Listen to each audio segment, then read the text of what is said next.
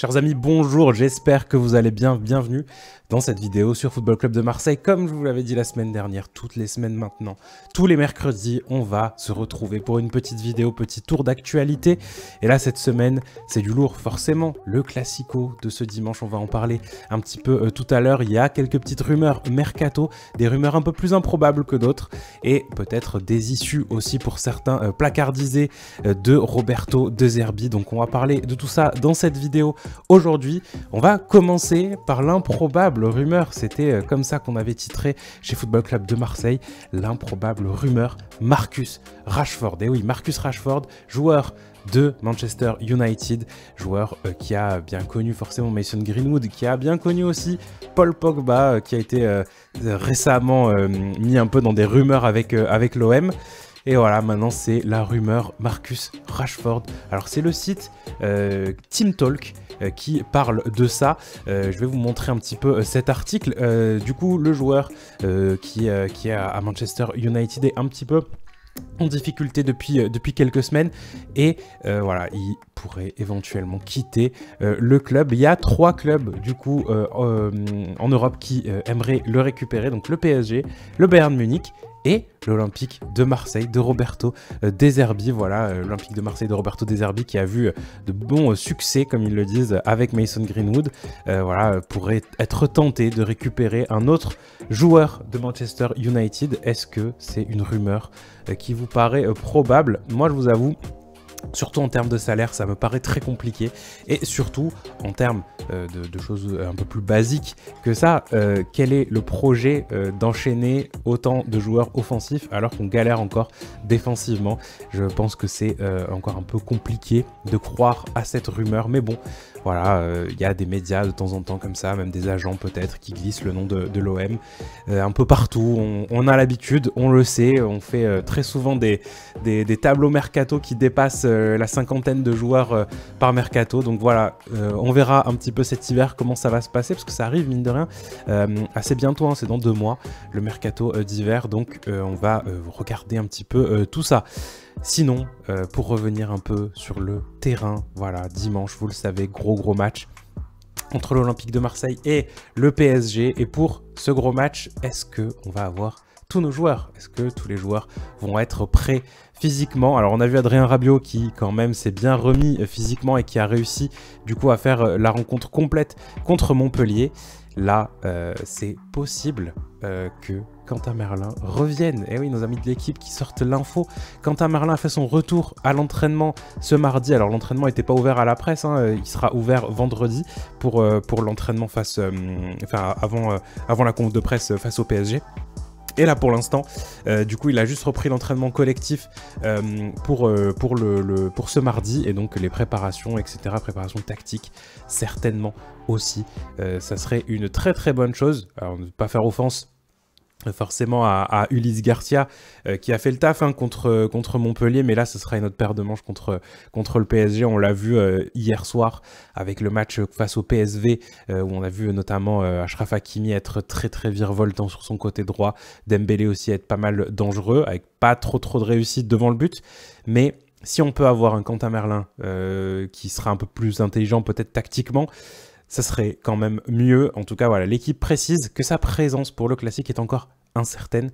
Donc voilà, il y a un petit peu aussi de bluff, hein, peut-être tactiquement aussi, de mettre un peu en doute la présence de ce joueur auprès du staff parisien. En tout cas, voilà, Quentin Merlin travaille pour revenir à son meilleur niveau, et ça, ce serait pas mal. Si vous étiez justement à la place de Roberto De Zerbi, est-ce que vous feriez confiance à Quentin Merlin, même un petit peu diminué physiquement, avec un peu moins de rythme également? Donc n'hésitez pas à me dire dans les commentaires, on ira regarder un peu ça.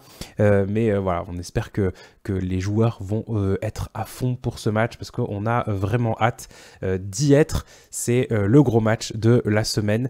Mais avant ce gros match, forcément, il y avait celui face à Montpellier. Alors, on l'a débriefé avec Yacine et Nico sur cette même chaîne, sur Football Club de Marseille. Et c'était très sympa, hein, 5-0, une belle victoire, tout ce que vous voulez, etc. Mais à la fin du match, Laurent Nicolin, donc le président du MHSC, était au micro de DAZN et a annoncé que Michel Derzakarian, c'était terminé à Montpellier. Voilà, c'est terminé à Montpellier. Il a été limogé, licencié. Et qui est-ce qui a repris le poste d'entraîneur. Et oui, pour ceux qui n'ont pas vu ça, c'est Jean-Louis Gasset. Jean-Louis Gasset, ex-coach de l'Olympique de Marseille, qui avait quitté l'OM à la fin de la saison dernière, qui avait assuré d'ailleurs que c'était sa dernière pige et que c'était terminé après pour lui, retraite bien méritée pour l'entraîneur.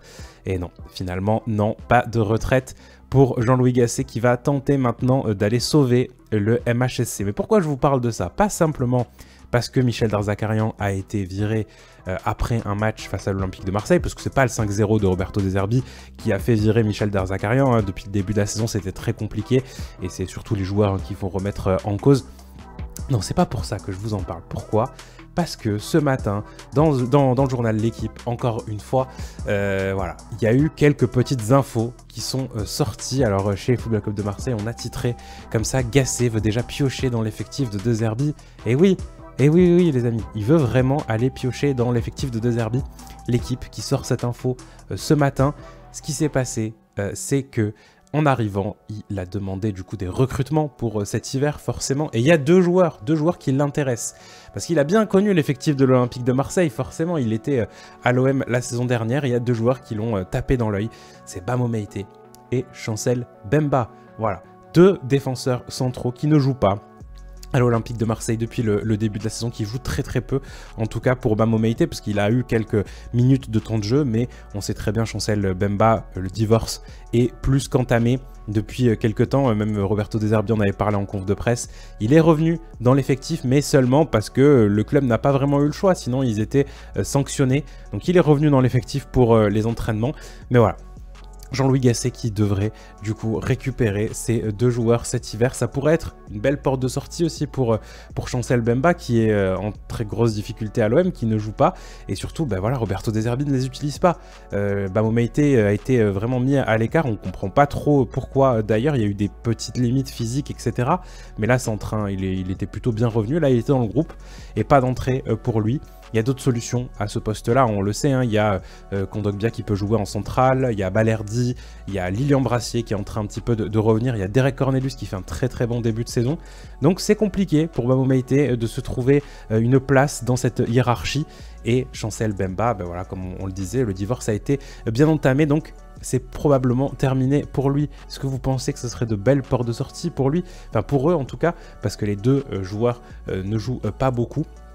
Donc ce serait peut-être bien, et surtout d'aller récupérer un peu de temps de jeu du côté d'un club qui est pas très loin de l'OM, peut-être un prêt par exemple pour Bamo Meïté, ça peut être bien pour terminer la saison et voir ce qu'on fait la saison prochaine, et peut-être tenter de sauver Montpellier qui est un grand club de notre championnat, mais voilà, qui est très en difficulté depuis le début de la saison, là, qui est dernier, qui s'est fait passer devant par Angers.